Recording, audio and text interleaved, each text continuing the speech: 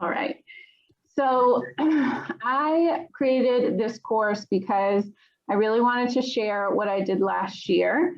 I think we all can agree that last year was probably the most difficult year that we've all had. And for me, Robert, I usually teach ELA and social studies like you do for 5th grade, but I was the remote teacher and I taught all 4 subjects. So for the first time in like 15 years, I taught all 4 subjects. I had no clue what I was doing. And then as we all had to do, we had to make all of our lessons digital. I started off school and I was literally working like every night, every weekend, planning lessons, correcting, chasing after parents, and like just doing so much. And I hated every minute of it. And then I am a life coach and I use a system to manage my time at home. So what I decided to do was to completely take that system and to put it into school. So I'm going to share that system with everybody today.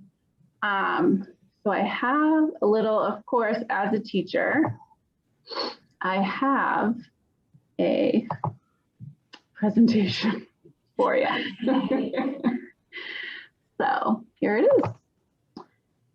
So time management for teachers. Leave school at school, but still be an amazing teacher. So I really feel like I did a good job teaching last year. I feel like I got everything done that I wanted to get done, but I just didn't bring anything home after that first 3 months.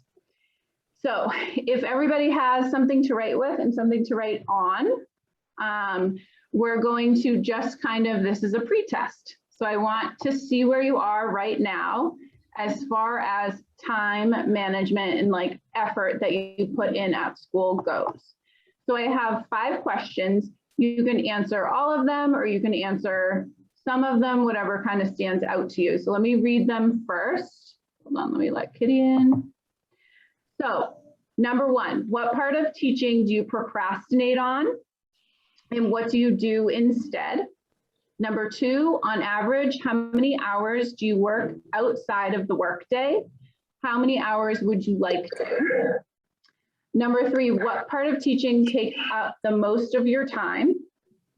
Number 4, what part of teaching do you enjoy doing most? So outside of the time that you're actually teaching your lessons and with your children, when you're not with children, what part of teaching do you like the most? And what responsibilities do you share with others? Are there others you could start sharing? So are there other responsibilities that you could share with other people? Okay, so like I said, you can answer all of them. You can answer the ones that kind of stand out to you and just take a few minutes to jot those down. Any questions before you start? Nope. Okay, go ahead.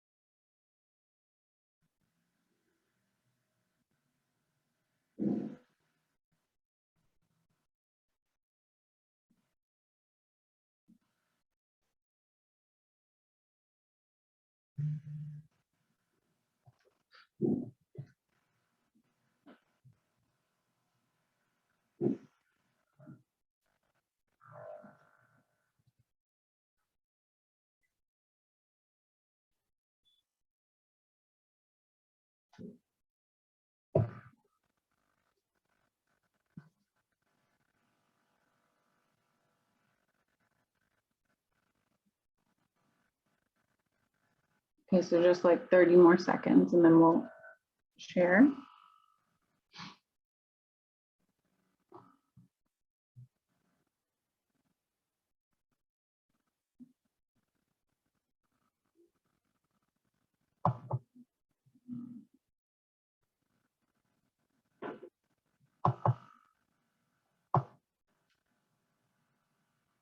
Okay, so we're gonna start sharing, but if you want to keep writing, then feel free. And because of time's sake, and because we're all teachers and we might talk a lot, I'm gonna have you type your answers in the chat for this, okay? If you want to, nobody has to, but go ahead and pop in the chat if you would like to answer number one. What part of teaching do you procrastinate on and what do you do instead? Justine said grading. Grading, grading, grading. And you find a friend to chat with. Justine, we are not surprised. Grading, you'll do anything else. Correcting and giving feedback, entering grades, yes. Yeah. What do you do? What do you guys do instead? Because Justine, we know, finds a friend and chats with them, which is why I'm glad I don't share a prep with her usually. But what do you, instead I like to work on plan book, yes. Define projects, planning, yes. Yep. Awesome, thank you. Anything else? Clean my room, plan activities, plan chat, check email, great. So we all agree we don't like correcting. And I definitely agree with you. You eat, yes. Number two, on average, how many hours do you work outside the workday? How many hours would you like to? So maybe try to put that in the same comments. So you work however many hours, but how many hours do you want to bring that down to?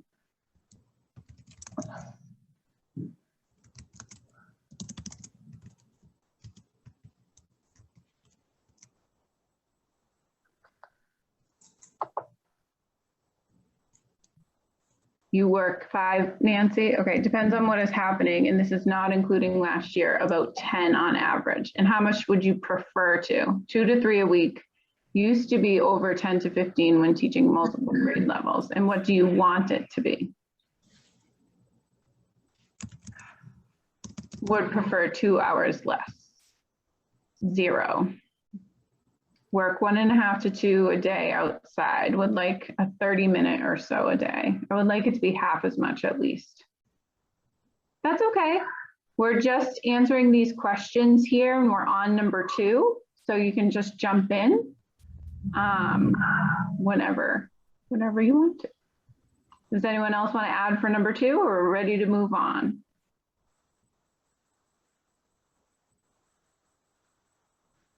All right. What part of teaching takes up the most of your time? So like outside of the actual teaching time, what part of teaching takes up the most of your time? Grading, planning, correcting, planning and correcting. Grading, you hate entering grades, Courtney. Also planning. I'm a special ed teacher, so paper, work, and progress reports, yes. Prep, outreach to families, yes. Awesome. What part of teaching do you enjoy most outside of the actual teaching?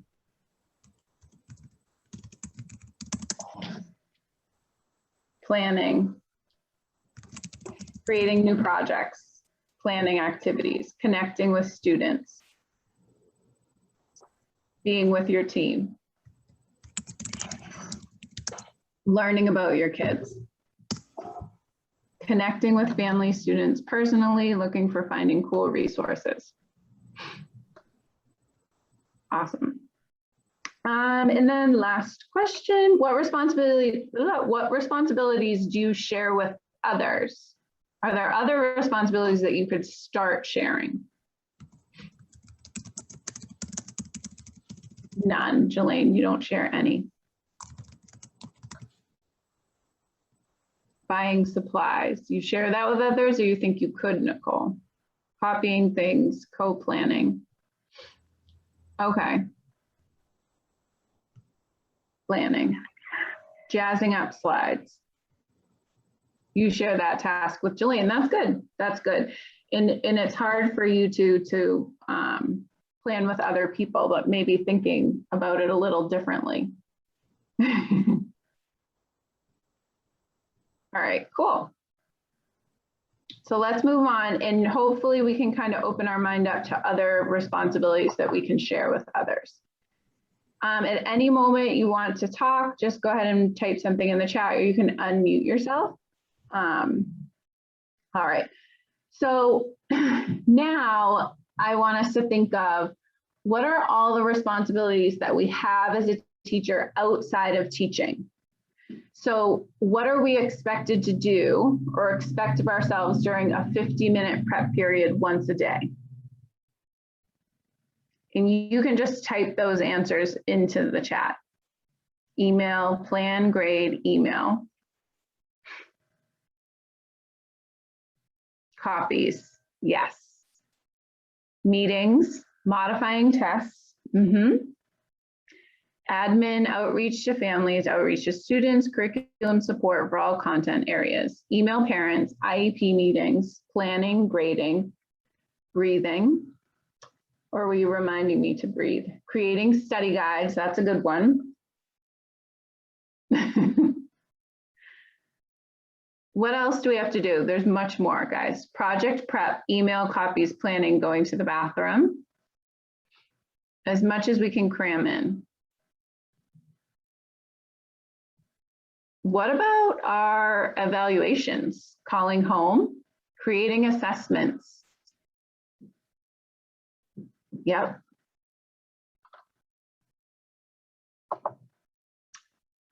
Communicate safely, same as what everyone said. Organize, get ready for next lesson. Handling student problems. That's a really good one, Robert, that we just handle, that we just do. And sometimes it goes into our prep period. Communicate on behalf of multiple teachers and admin to families. Yep. Be the something for student problems. About student problems. Yep. Good. Are we forgetting anything? Check in with, oh, that's such a good one, Kristen. Like, we have to work with other people. We might have special ed students in our class. We have to check in with guidance. We have to check in with our teammates. We have to check in with, maybe we have ELL, so we have to check in with the ELL teacher, the nurse. Good one. That was a good one. We have to work with lots of other people. Communicate to, yes, communicate to other teachers, communicate to specialists. Make packets. What about, we're also expected to plan lessons, but sometimes like our lessons are things that, you know, we're not really that used to. So things like, for us, we have to plan advisory, and we have to not just teach our content area, but we have to teach just skills, communication skills, and how to be a good person and things like that. So all of that is definitely on there, and we're expected to do that in a 50-minute period, which is, oh, bulletin boards. Who spends time putting bulletin boards up? Right? Or maybe you're like an advisor of something, right? Analyze student work to see if they're meeting their goals. Absolutely, absolutely. Maybe you might have some sort of a punishment that you have for the students, and you need to talk to them during your prep period. Scheduling, yes, definitely. Scheduling meetings, plan after school activities, yeah, yep. Okay, so step one, we're gonna write down all of the school responsibilities that you have in any given day. So we just brainstormed them so that they're fresh in our mind. So like write down, because not everyone is different, but a lot of us are different. But in one day, what are your responsibilities that you have outside of teaching? If you have any duties, that's also something that's outside of your teaching time, right? So collecting papers and things like that, if you're a homeroom teacher, or going and monitoring students at lunch or at recess. Yes, okay, so in one day, just think of your day and write down all the things that you have to do in one day.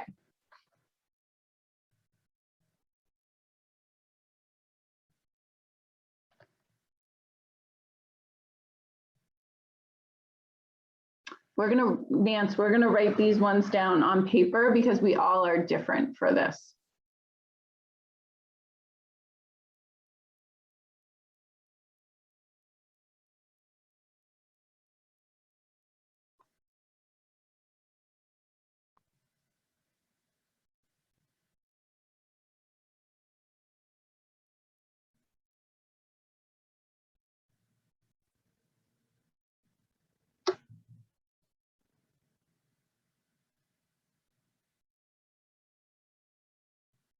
Okay. Now I want you to add on in any given week, because sometimes maybe you might have meetings in a week, but not every single day.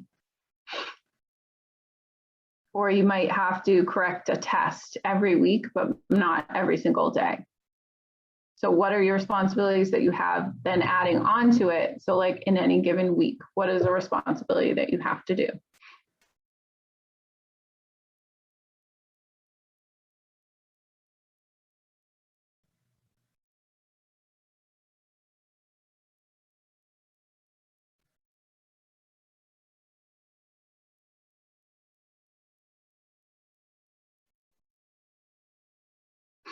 And then last, in a year. So those are the things that are maybe not every week, like IEP meetings if you're not a special ed teacher, or your evaluation. You have to do that at some point during your year, but it's not every single day. Professional development.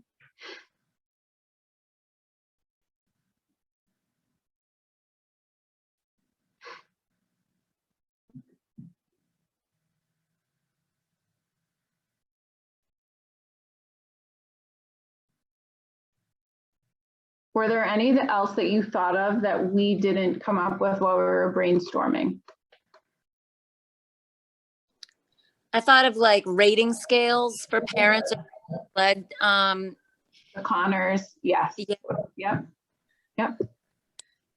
Like assess, yeah. Conferences, yes. Our favorite, yes. Open house, yep. I have checking students' grades in all their other classes, and then kind of checking in with the student and their parent, and then what work they're missing in those classes, and setting up a schedule thing for them or whatnot. Yeah, like a academic plan, or sometimes I do behavior plans for students. I don't always have to do that, but sometimes I do. Yeah. Okay, so you have your list. I'm sure you could add more to your list, but for time's sake, I'm going to ask you this question. I really want you to think outside of the box. I want you to have an open mind for this. Are there any responsibilities you wrote down that you give yourself because you think you should do them? I don't like that word should. Can you let any of these go?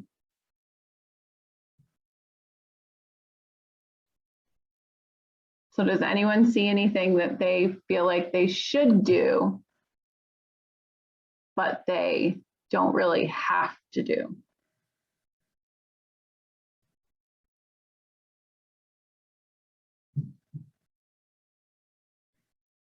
Nothing?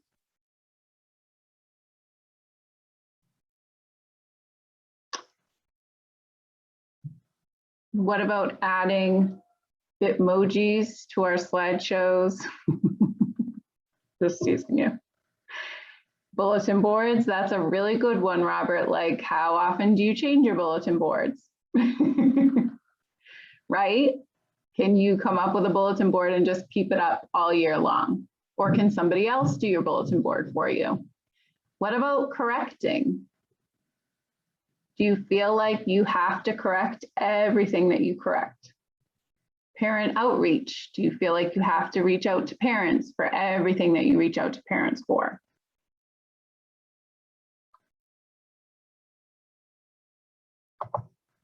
And are there any responsibilities that you can divide and conquer with other staff? Are there any responsibilities you can give to your students? Highlight or circle those. So when we said bulletin boards, can you give some of your students whatever your bulletin board is going to be and say, here, can you please switch this out for me? Or something like changing desks. Do you change your desks around maybe like every month? Can you have your kids change the desks and say, this is what I want it to look like, and then have them move the desks all around? Passing papers out. Do you do that, or do you have kids do that? Obviously not like corrected papers, but like stuff that they can't, that it's okay for them to see. Yep, change the schedule, take attendance. If you really think about it, like what are some things that the kids can be doing, not you? Kira, I cannot see, well, you're not Kira, but when I taught 6th grade, I let students who were fast finishers come up with the bulletin board for the upcoming month. That's a great idea. That's a good idea. All right, so we'll come up with some more as we go through. So, what is something that you feel like you can't let go of? Okay. So it's something that you're like, I can't let go of, but you feel, maybe you could let go of it, but you feel like I just can't. And I want you to ask yourself, why can't you let it go? What will happen when you let it go? I'm guessing that the things that you have trouble letting go are creating lessons that are absolutely the most fabulous lessons you've ever done and putting like so much effort into that. Or correcting every single thing that you do, or parent outreach. Like what part of that can you let go? So I want to show you something. This is called the model, okay? And for the model, I'm just going to go over it super quick. We have our circumstance. That's like anything that's kind of outside of us, okay? So our circumstance, we all have to correct homework. Some people have the train of thought that they did the work, so I need to check it. When you think that, you feel obligated, which gives you kind of like a feeling of, I have to do this. The action that you take is you correct every single piece of homework or every single thing. You take work home or you stay late, which gives you less time to take care of yourself or your family. You're not planning meaningful lessons because you're spending all of the time correcting. You're not connecting with parents. You're not correcting with students, and you resent all the correcting. Like think about when you have so much correcting, you're like, I just don't want to do this. Instead of what correcting is meant to be is I get to see if my students understood what I taught them. And if they don't, then I get to help those students who don't understand it. But when you correct every single thing, then you just don't have that feeling of getting to do it. You don't have that chance to like really take a look at assessing what they've done.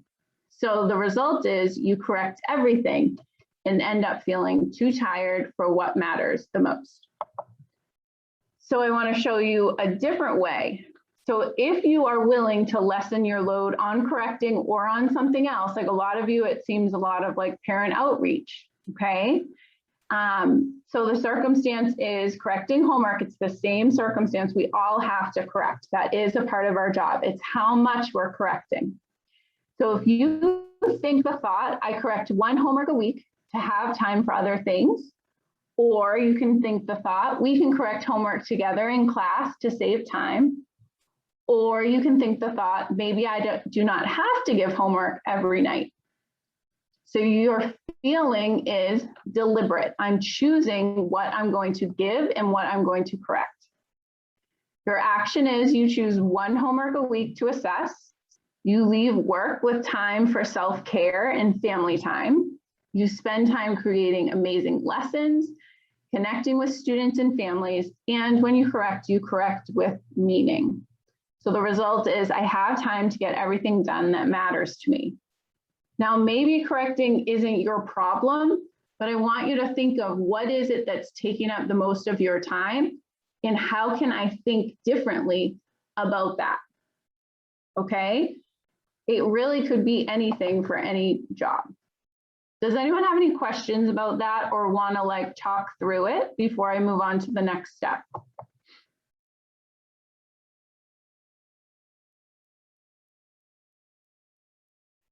Okay, so now this is what I did every single week to help me get everything done that I wanted to get done.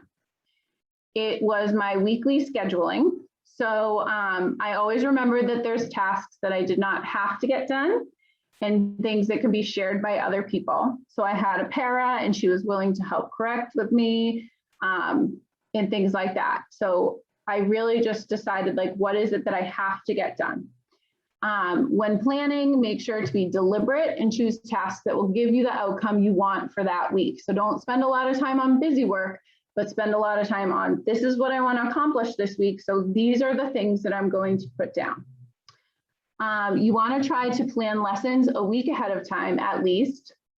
Try to do this with colleagues if possible. Set up a weekly meeting if it is not given to you already, and split the work up between you. That's probably is like the biggest thing. The more that you can split up with your colleagues, the better. And if you have a weekly meeting with them, perfect. Choose one day each week to complete your weekly scheduling. I do this on Sundays, but you could do it anytime. And it doesn't take me that long. So I don't mind doing work on Sundays because I know it's going to make my work easier. So just for today, decide when you are willing to work over your prep period and the time you are required to. So for us, we have a prep period every day, but then we have to be at school, I don't even know at what time, like 10 minutes or 20 minutes before the kids get there, and we have to be there 20 minutes after the kids get there. So we have time that we could be working in those in a day. But then for me, I get to work like a half an hour at least early, and that's when I've devoted to getting my work done. So when do you have, and I want you to write this down. So like you have your prep. Do you have to be at school a little bit early, a little bit late? And then do you want to, because I choose to work a little bit extra, do you want to work a little bit extra? You don't have to, you get to decide. There are a lot of teachers that come in and just work the time that they're contracted to. But if you choose to, you can work a little bit more if you want.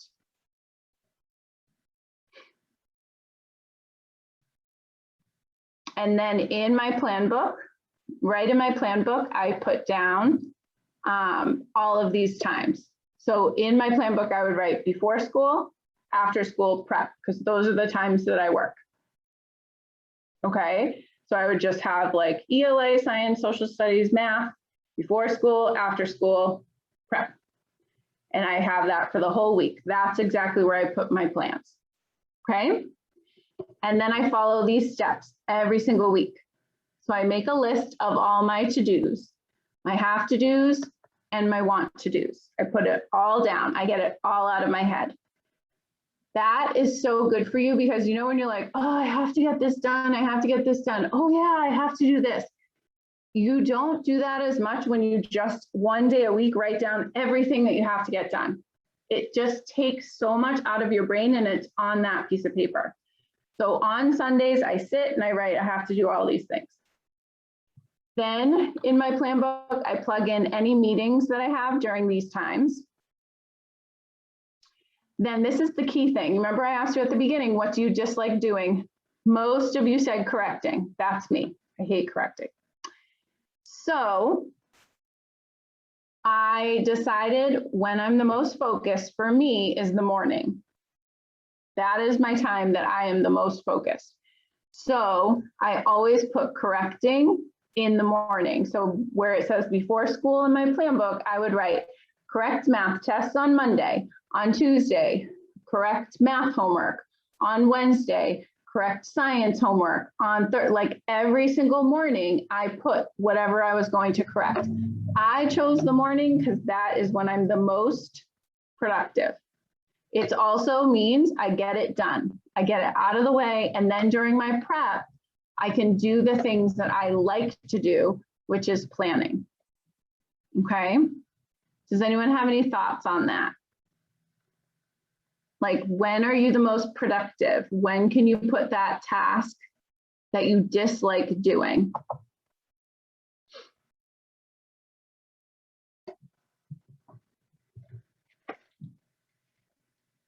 Does anyone want to share?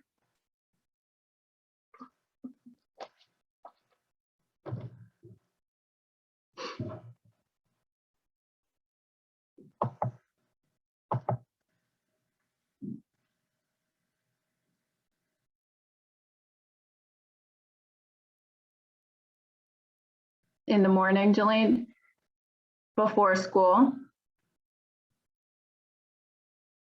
And you don't like correcting, right? Yeah.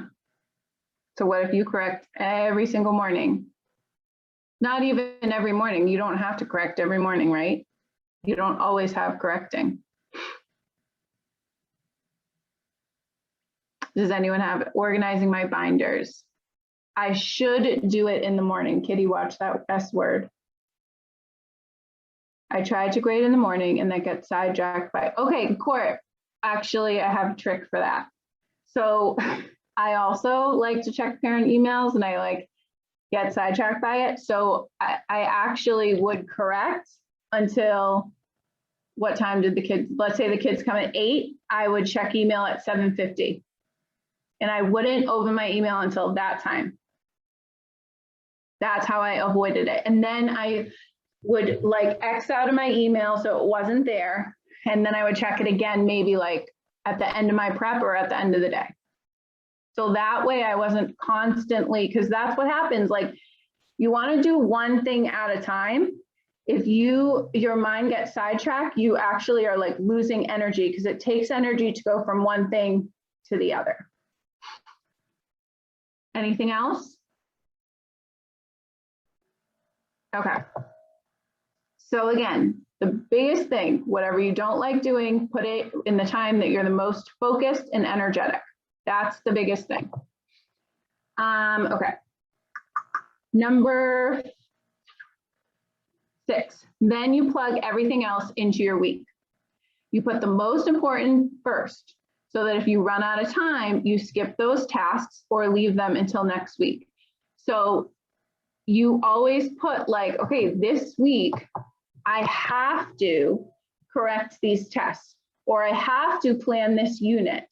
So you put that in first. What's the most important thing? So that you might leave out something that's not as important and you just don't do it. Or if it's important enough, you do it the next week. But there are things that we put on our plate that we think that we should do.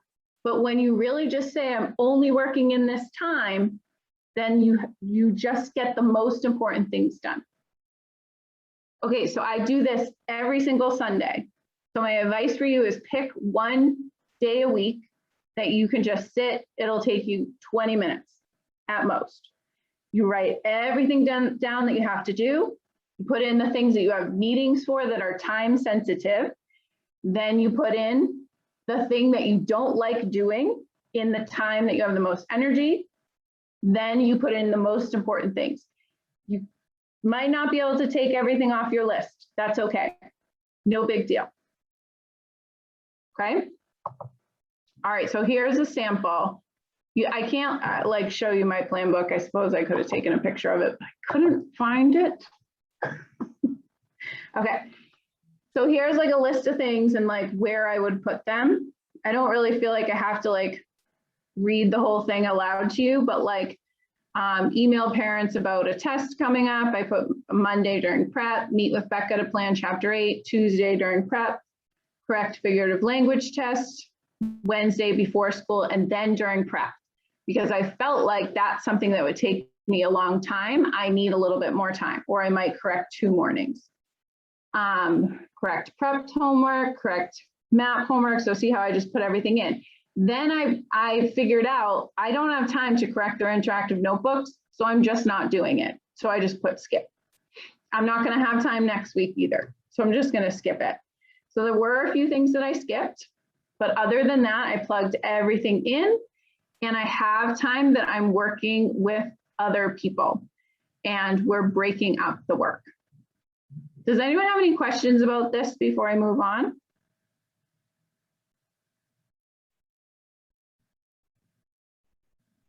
Okay. All right. Now, I'm going to be honest with you. That's the easy part. The easy part is the planning part. The hard part is doing it, right? We all can like sit down and write in our planner, but it's actually doing what you set out to do. That's the hard part. So these are my little things. During the week, get it done. You wrote it down.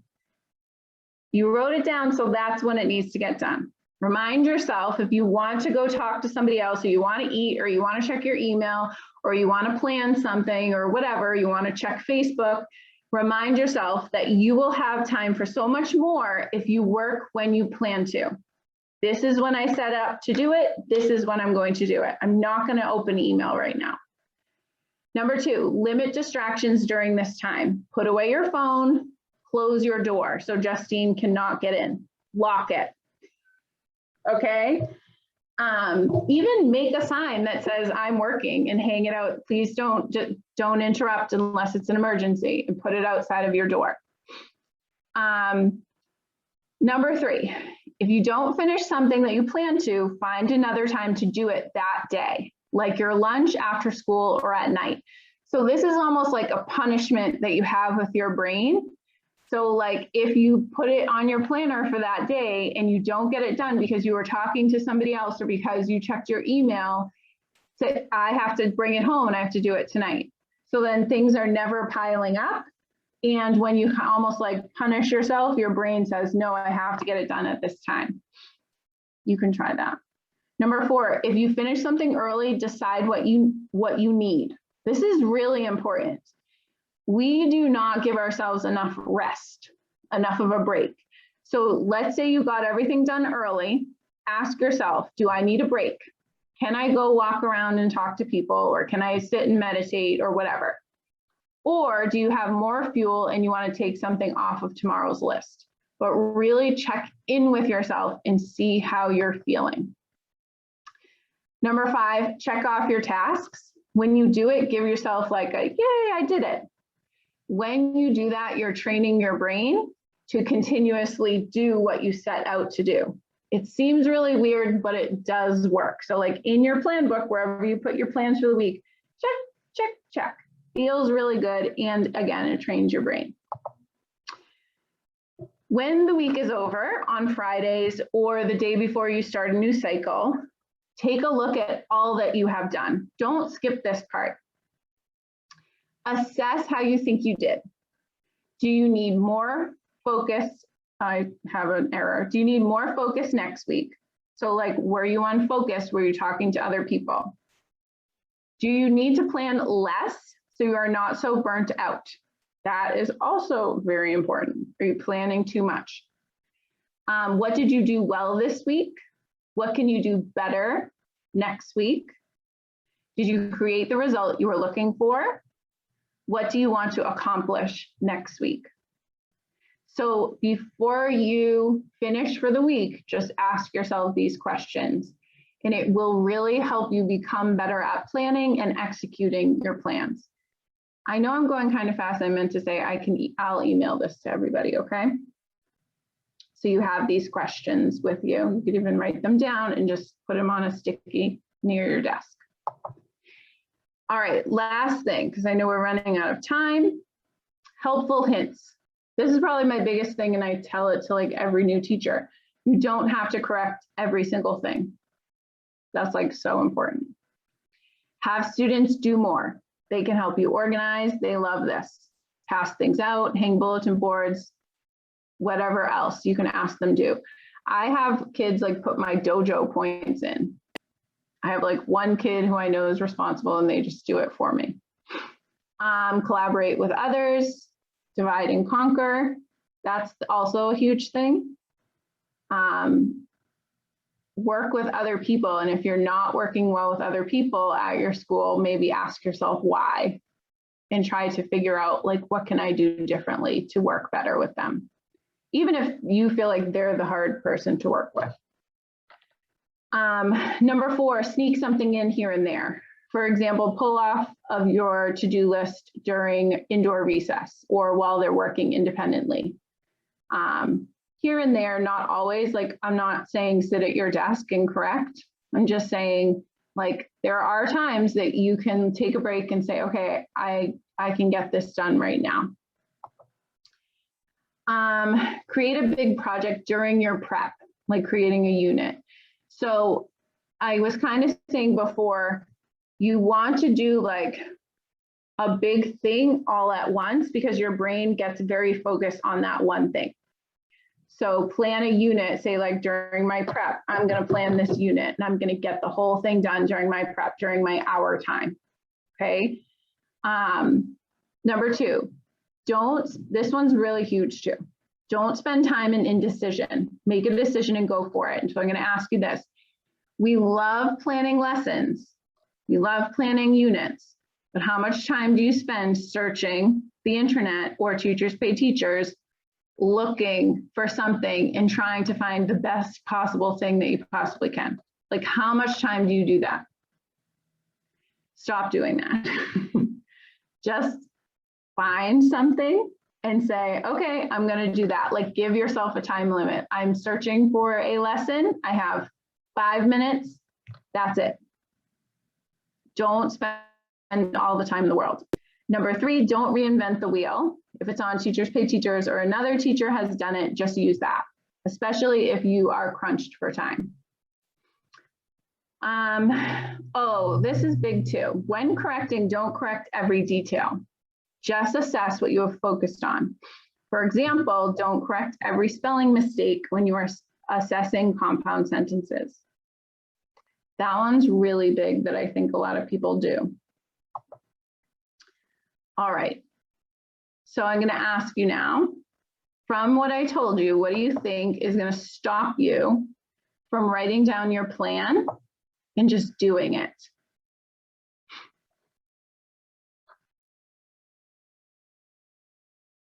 Like knowing yourself, knowing old habits. Yes. What is your old habit, Nicole? Making myself stick to the plan. Yep. So I like to think of it like this. I try to think of my future self. So like, if I sit down and correct these, math tests this morning, then during my prep, I get to plan this unit that I really enjoy doing, or I get to respond to parent emails, which I really enjoy doing. So I kind of just like think of, if I get it done now, I get to go home later and go for a walk or something like that. So I always think of my future self when I'm wanting to procrastinate. What else? What else might stop you from doing what you set out to do?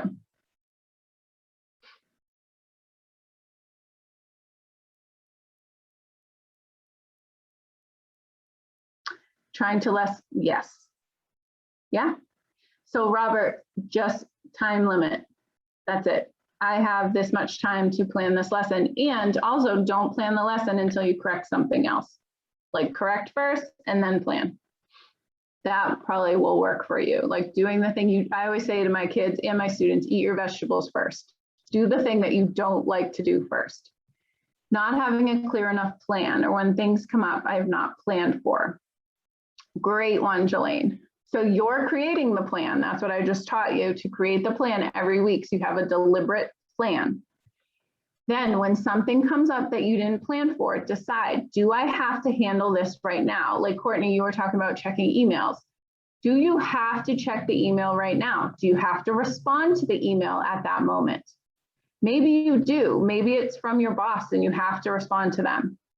But I bet 9 times out of 10, the thing that was unplanned that came up, you can deal with it another time. New directives or tasks you didn't plan in time for. Now I'm going to ask you guys another thing. How much time do you spend at school being dramatic about things? Like complaining about new directives or talking about your principal or whatever, like whatever it is, like how much of your energy do you spend on being upset about what you have to do instead of just doing it?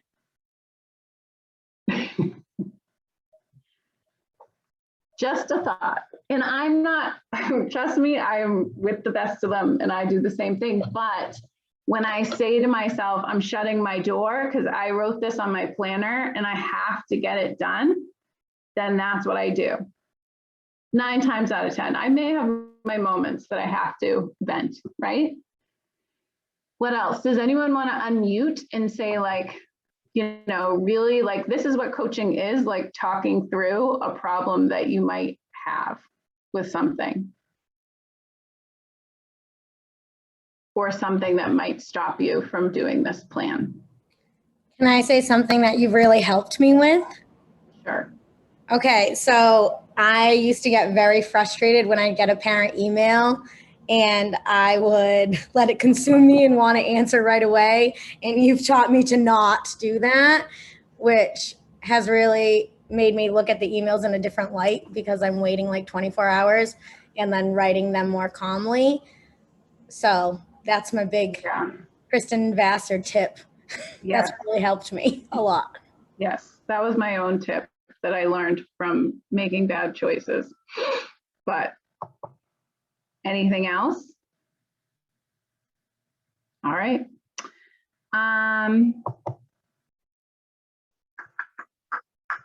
There is really like a lot more. And I just want to say, like, if you come, like, try this plan out and you have issues come up, like procrastination or just like spinning or not being able to make decisions, like, please reach out to me.